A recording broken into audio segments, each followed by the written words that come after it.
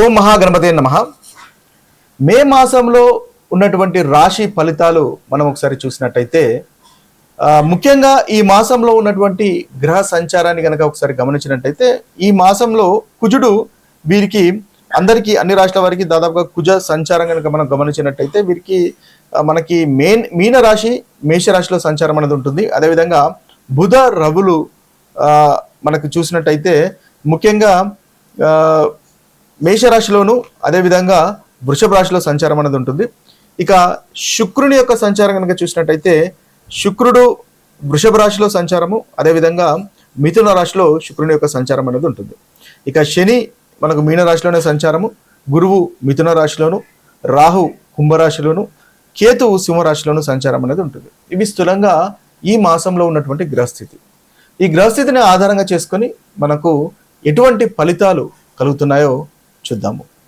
వృశ్చిక రాశి వారికి మే మాసంలో ఉన్నటువంటి ఫలితాలు మనం చూసినట్టయితే వీరికి రవిగ్రహము చాలా చక్కగా ఉన్నాడు. మొదటి భాగంలో అంటే మే 1 నుంచి మే 14 వరకు అనుకూలంగా ఉన్నాడు. ఇక చూసినట్టయితే కుజుడు మే 11 నుంచి మే 31 వరకు అనుకూలంగా ఉన్నాడు. శుక్రుడు వచ్చేసి మే 15 నుంచి మే 31 వరకు చాలా అనుకూలంగా ఉన్నాడు. అయితే మొదటి భాగంలో రవి, రెండవ భాగంలో కుజ, శుక్రులు చాలా చక్కటి అనుకూలంగా ఉన్నారు. కాబట్టి ఈ మాసం మొత్తము దాదాపుగా అనుకూలంగానే ఉంటుంది అని మనం చెప్పవచ్చు. ఈ సూర్యగ్రహం వల్ల మొదటి భాగంలో సూర్యుడు దశమాధిపతి 6వ స్థానంలో సంచారం చేస్తున్నాడు. కాబట్టి మే 14 వరకు వీరికి చక్కటి కెరియర్లో గ్రోత్ అనేది ఉంటుంది. కెరియర్లో మీరు పనిచేసే చోట గౌరవం లభిస్తుంది, గౌరవ మర్యాదలు లభిస్తాయి. అదేవిధంగా మీరు మీ యొక్క అభిప్రాయాలను ఇతరులు పరిగణలోకి తీసుకొని మీ మాట వినేటటువంటి అవకాశాలు మనకు అధికంగా ఉంటాయి. శత్రు జయం అనేది కూడా మనకు రవిగ్రహం వల్ల ఉంటుంది. ఇక కుజుడు రెండవ భాగంలో అంటే మే 11 నుంచి మే 31 వరకు కుజుడు మీకు అనుకూలమైనటువంటి సంచారంలోకి వస్తాడు. కాబట్టి ఈ కుజగ్రహము మనకు 1వ అధిపతి 6వ అధిపతి 6వ స్థానంలో సంచారం చేస్తున్నాడు. కాబట్టి ఆరోగ్య విషయంలో మీకు మంచి మెరుగుదల అనేది ఉంటుంది. ఒకవేళ ఆరోగ్యం కనుక వృశ్చిక రాశి వారికి ఇబ్బంది పెడుతున్నట్టయితే ఈ 11 తర్వాత నుంచి ఆరోగ్యంలో కాస్త మెరుగుదల అనేది ఉంటుంది. లీగల్ కోర్టు వ్యవహారాలు కనుక మీరు చూస్తున్నట్టయితే ఇబ్బంది పడుతున్నట్టయితే వాటిలో కూడా కాస్త మీకు పాజిటివ్ అనేది మనకు వస్తుంది. శత్రువులపైన జయం ఉంటుంది. పోటీకి సంబంధించినటువంటి విషయాల్లో మీదే పై చేయిగా మనకి కుజుని వల్ల కలుగుతుంది. ఇక శుక్రగ్రహం కనుక చూసుకున్నట్టయితే శుక్రుడు కూడా 15 నుంచి 31 వరకు చాలా చక్కగా ఉన్నాడు. శుక్రుడు సప్తమాధిపతి 12వ అధిపతి అష్టమ స్థానంలో సంచారం చేస్తున్నాడు. కాబట్టి మీకు దాంపత్య జీవితంలో ఆనందంగా ఉంటుంది, స్త్రీ సౌఖ్యం అనేది ఉంటుంది, భార్య భర్తల మధ్య అన్యోన్యత అనేది పెరుగుతుంది. అదేవిధంగా ఇన్వెస్ట్మెంట్స్ వల్ల లాభాలు అనేది కూడా ఉంటుంది అని మనం చెప్పవచ్చు. అనుకోకుండా లాభాలు కలగవచ్చు, అనుకోకుండా ఇన్వెస్ట్మెంట్స్ చేయవచ్చు, లేదా వివాహానికి సంబంధించినటువంటి విషయాల్లో కూడా చాలా చక్కటి అనుకూలమైనటువంటి ఫలితాలు మనకు కలుగుతాయని మనం చెప్పవచ్చు. ఇవి స్థూలంగా మీకు ఉన్నటువంటి వృశ్చిక రాశి వారికి ఉన్నటువంటి ఫలితాలు. అయితే నెగిటివ్ సమస్యలు కనుక జాగ్రత్త పడాల్సినటువంటి విషయాలు కనుక చూసుకున్నట్టయితే మాట తీరును అనేది కాస్త జాగ్రత్తగా చూసుకోండి, పౌరుషంగా మాట్లాడకుండా చూసుకోండి. మెంటల్ స్ట్రెస్ ఉండే అవకాశాలు మనకు కనిపిస్తున్నాయి. కాబట్టి యోగా, ధ్యానం, మెడిటేషన్ చేసుకోండి. కంటికి సంబంధించినటువంటి ఇబ్బందులు ఉంటాయి కాబట్టి అత్యధికంగా మొబైల్ ఫోన్ లాంటివి దూరంగా ఉండడం అనేది మీకు చెప్పదగినటువంటి సూచన.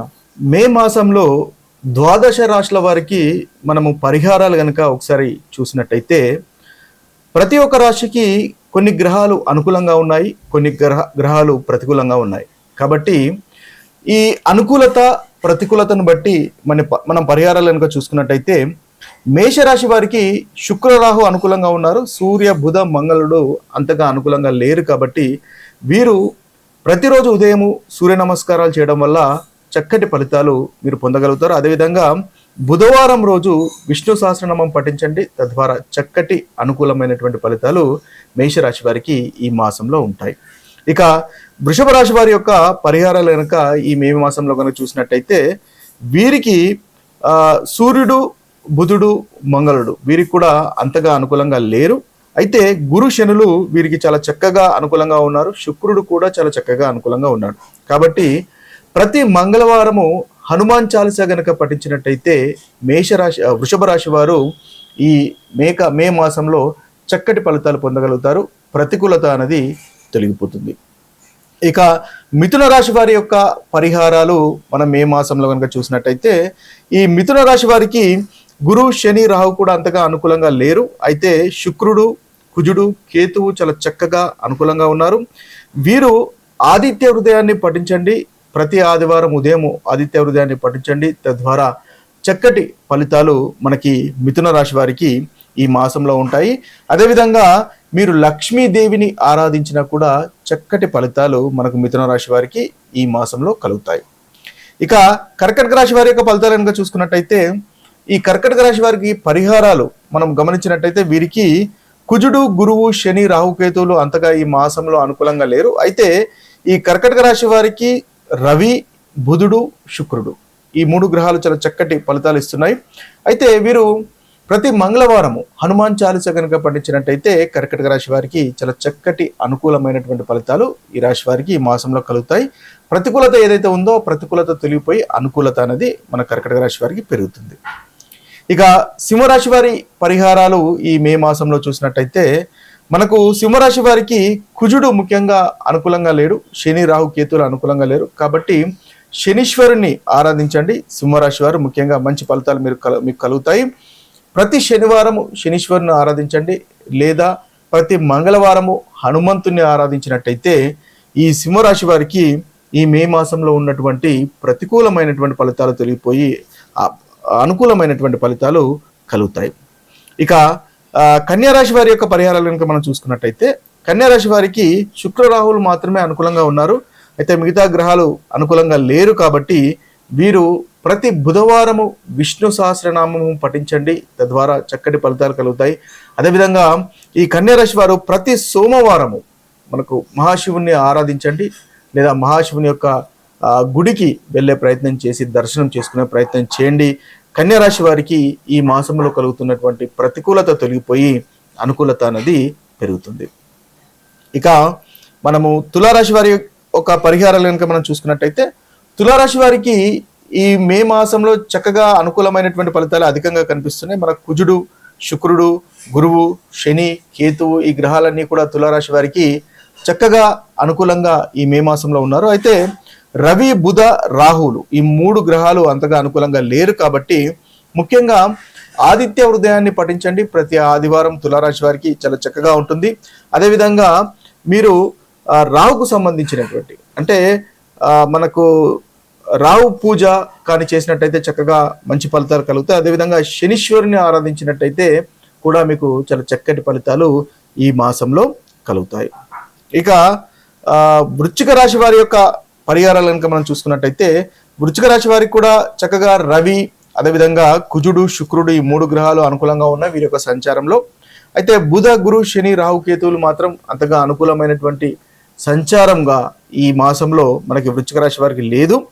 కాబట్టి వీరు ప్రతి మంగళవారము హనుమంతుని ఆరాధించండి, లేదా ప్రతి శనివారము మీరు శనీశ్వరుని కనుక ఆరాధించినట్టయితే చక్కటి ఫలితాలు మీకు ఈ మాసంలో కలుగుతాయి.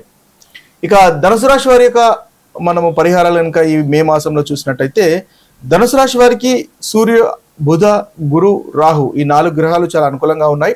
అయితే కుజుడు, శుక్రుడు, శని, కేతువులు అనుకూలంగా లేరు.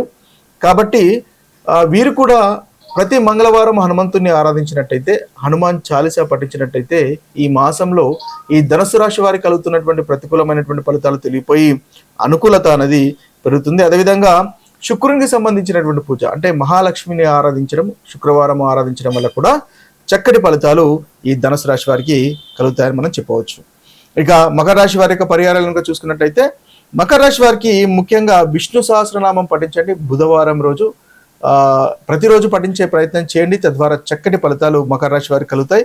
లేదా కనీసం బుధవారం అన్న విష్ణు సహస్రనామం వినడము లేదా పఠించడం కనుక చేసినట్టయితే వీరికి చక్కటి ఫలితాలు కలుగుతాయి. ఎందువల్లంటే సూర్య, బుధ, గురు, రాహు, కేతువులు వీరికి అనుకూలంగా లేరు. మకర రాశి వారికి కుజ, శుక్ర, శనులు చాలా చక్కటి అనుకూలమైనటువంటి ఫలితాలు ఈ మాసంలో కలుగజేస్తున్నారు. ఇక కుంభరాశి వారి యొక్క పరిహారాలు కనుక మనం ఈ మాసంలో చూసినట్టయితే కుంభరాశి వారికి సూర్య, కుజ, శుక్ర, గురులు చాలా చక్కటి అనుకూలమైనటువంటి ఫలితాలే కలుగజేస్తున్నారు. బుధ, శని, రాహు, కేతువులు అంతగా అనుకూలంగా లేరు.